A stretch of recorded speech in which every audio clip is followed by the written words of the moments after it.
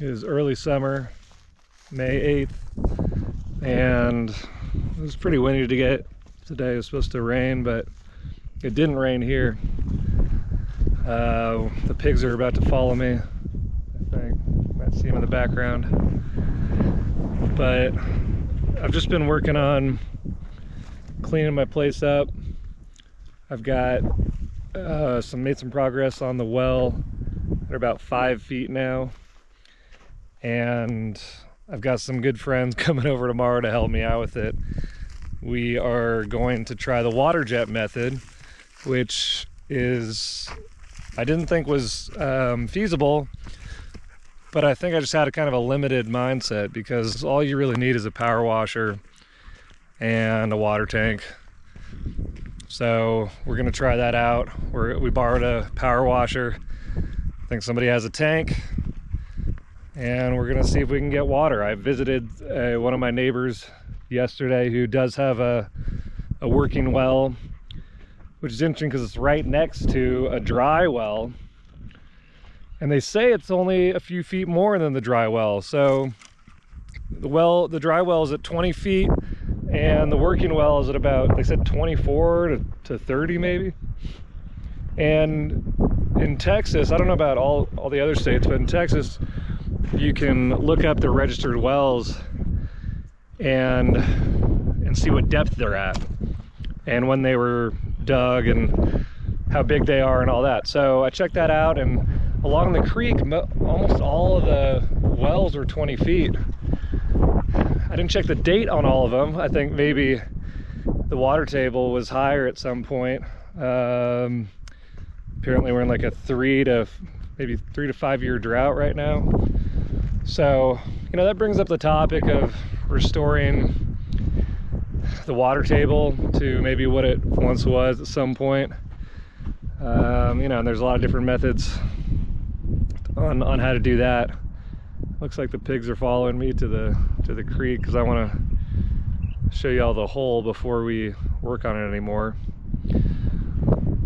But, speaking of the pigs, they are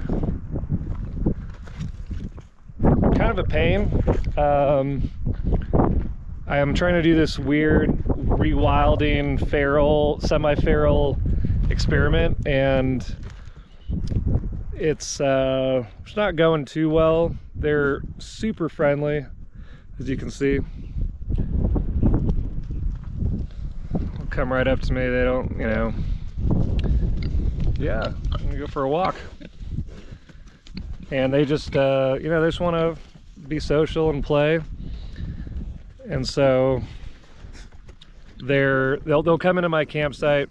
I think I've told you all this, but I just didn't want to put them in a pen and have them stuck there like little domestic pigs, like most of the human population. I want us to be wild and free. And so I'm out here wild, semi-wild, and I'm trying to get my pigs that way too. But they certainly are wild. But they just cause trouble because they want to, eat everything and smell everything and they just want to bug me. So anyway, I don't know how this experiment's gonna work out. Predation has not been a problem. I still have all 5, and apparently there's mountain lions and bears and of course coyotes. We've seen a lot of those around here, but that hasn't been an issue. I think, and I have 5. I think maybe 3 would be the absolute minimum, but I'm not sure. I think 5 is nice. I don't want to build them a pen just to keep them in, a little section. And they don't really eat the grass as much as I thought they would. The restaurants are slowing down, so I'm not getting as much food, much of the scraps, and it's free, which is great, but it's still a chore that I have to leave the property for. And I really think that sheep would be better if I could fence in. It would be a lot of fence though, all the grassland, fence in the grassland and get sheep. I think that might be a better way to go. but I'm so obsessed with good food, and I can't bring myself to buy pork within 2 hours of this place. I mean, there's just not, the quality's just not there. You know, back in Asheville, I knew I had really good access to good quality meats, but I didn't want to be there anymore, so I moved here. So I think that, you know, I was kind of an impulsive decision to get the pigs based on my addiction to high quality pork. You know, and the desire to use the land and to integrate some sort of animal, like domestic animal raising here. And I love the process of butchering. I really think it can be kind of zen. It can be a way of honoring the animal. So I really do appreciate that process. I enjoy it. The slaughter is not something I enjoy, and it's tough, but that's part of the process. So the idea was to slaughter the 2 males and to breed the 3 females because they're all cousins. So I don't want to, you know, I just don't want to start out a genetic line like that. But if I did keep those 3 females and I took them, not took them, but I got them, you know, bred them with a boar or whatever. I don't want to think about doing artificial insemination. That just seems totally wrong. But you know, so if I bred them with a boar, they would produce, I think, like the guy who I got them from told me he got like 8 piglets per sow. So right there is, you know, 24 piglets running around. And I just don't think the land is really meant for that many piglets. And I wouldn't want to deal with selling them for, you know, 50 bucks each, 100 bucks each. That's not really what I want to do. I don't want to become a pig breeder. And as I said, I think the pack mentality helps them stay safe, and I think they like it more. You know, I just caught them running around, chasing each other. Like you know, they're social creatures. So I wouldn't want to bring it down to 3. It's been really windy today, so my eyes are a little shot. But yeah, they're fun, you know, they're fun little creatures. And they get along with Lady. And they get cozy and they just want to sit next to me. And there's the cottonwood, the lone cottonwood. So anyway, it's getting dark. Hope I'm not too washed out, or not washed out, but too dark in the video. But we're almost to the creek. I've been digging this hole for maybe 2 weeks now, and I've got about 5 feet deep. It's about 3 feet in diameter. And I've been doing some research on these wells, and a lot of people say you should start to shore up the sides so it doesn't cave in on you past 4 feet. So that's another reason why maybe getting this jet thing done will be better than continuing to dig, because I don't have any culvert, I don't have any sort of material to put up. So we're really close to the creek now. You can see it right there. It's dry, obviously. Hasn't rained here in a while. So that's the creek, and the hole should be around here somewhere. So I said I've been digging it.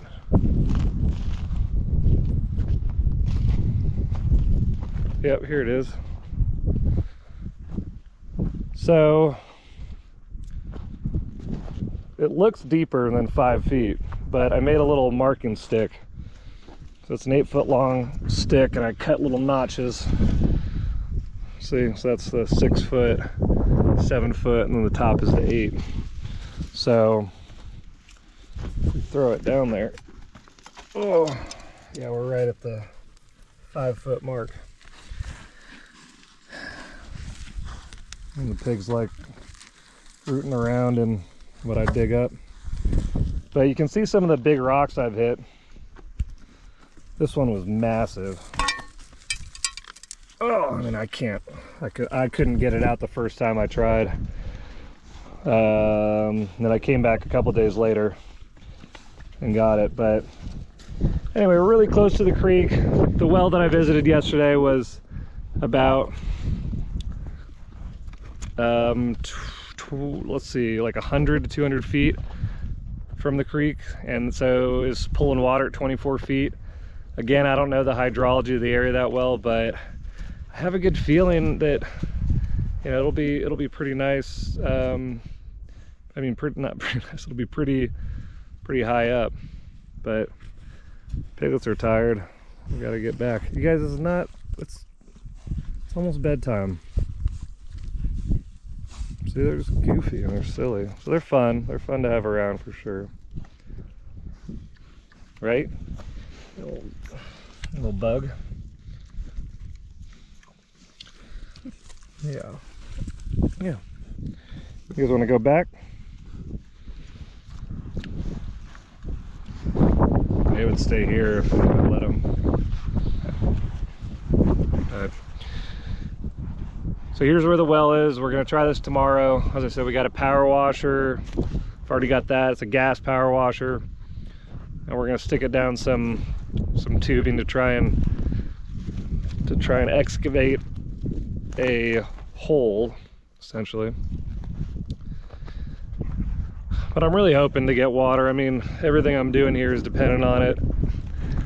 I mean, I think a lot of people move here and, you know, they don't have a well or running water, and so you have to kind of adapt and pull your lifestyle or adjust your lifestyle to be very water frugal. I think that's great. Like, I think that's really important. I think that's cool for people to adapt that way. But I want to grow fruit trees. I want to hydrate the trees that can help this area, help out the property, retain more water, you know, like the cottonwood. Like, that cottonwood needs to stay alive. And so it's you know, I want to use the water underground, but I also want to rehydrate the landscape through different activities. So doing the different little rock dams and, you know, doing the berms and the swales, all that, like, that will help soak the water in before it gets to the creek. Because when that creek's rushing, it's nuts. I mean, it's like a river with rapids. Now it's dry. I didn't know that existed until I moved here. I thought either it was just a, you know, a wash or a river, but, you know, apparently there are these ephemeral creeks now because of the desertification. You know, because trees were cut down, the ground couldn't soak the water in anymore, so it just rushed down the creek and it doesn't trickle anymore. And I think that could be a long-term goal of mine, is to get that trickle going again. See the pigs. You guys are so silly. They're like dogs. They taste really good. So, you know, I think it's like I want to use the water, but I want to use it to keep my existence here so that I can do the work that can rehydrate the landscape, that can raise the water table and provide a better atmosphere for the animals and the plants and the trees. So, you know, I don't feel selfish in extracting water from the ground, because the end goal is to help me survive here so that I can make it better. You know, I think that's the opposite of like mining activities, right? You're mining just to take something out so that you can benefit. And it kind of felt like that when I was like, oh, I'm gonna dig a well and extract the water from, like, take it away from these plants. So it felt a little weird at first, you know? Like, I'm sensitive to these things. And but the more I thought about it, I'm like, oh, if it's supporting my existence here so that I can do the work that can help reverse the damage that's been done by humans before me, and then we're all good. So that's the idea behind that, the rationale. And I really hope we hit water, because these guys are, you know, coming out to help me. 2 hardworking dudes. And it would be a shame if we didn't hit water, but you know, we'll see. I'm really hoping. I'm gonna get ready, get up early tomorrow and get as much setup as I can. Really grateful for them coming through to help me out. The water thing is it's not crazy stressful. It's just a pain, because since we can't get water anymore from the grocery store, the people who do haul water have to go to the Studi Butte Water Corporation with a money order or check. So it's just it's just a hassle, that's all. And the fact that I'm on the creek, so I do have the potential for water, is part of the reason why I bought this place. So it's kind of silly that I'm not, you know, going in that direction. But as y'all know, it's been hard to prioritize. But as I mentioned a while back too, I feel like I'm getting in a groove and getting things done. And this would be huge. This would be just so huge for me. The garden is looking better. Things are some of the plants are turning green because they were yellow, and brightening up and expanding. The cantaloupe are doing crazy. I mean, I really think I just want to build an entire garden patch to, like, you know, 100 cantaloupe plants, because they just love it. And they got the exact same treatment as all those other plants. They were in the pots the amount of time. They got the same, you know, little biochar manure spread that I got on there. Same amount of water.